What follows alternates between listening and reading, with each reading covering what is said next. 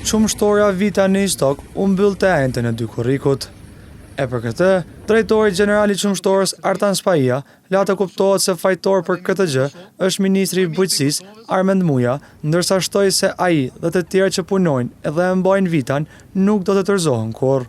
Unë mendoj që ministër ki bo shumë gabim, se qumshtoria Vita ekziston ndër qumshtorët e para më të mëdha në Kosovë.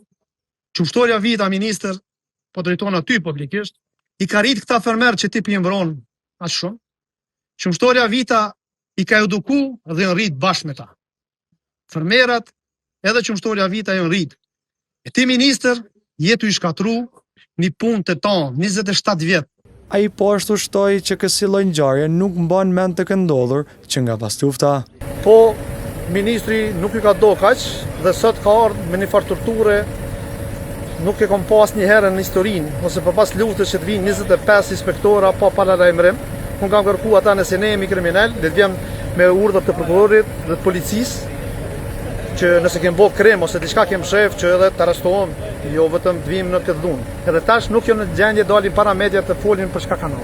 Mbyllja përkohshme e qumshtorës Vita, përveç punëtorëve, dëm do t'i shkaktoj edhe mira fermerëve që dorëzojnë qumështin në këtë qumshtore dhe si rrjedhoj do të ketë pasoja ekonomike dhe sociale, si dhe do të rrezikohet mungesa e prodhimeve vendore.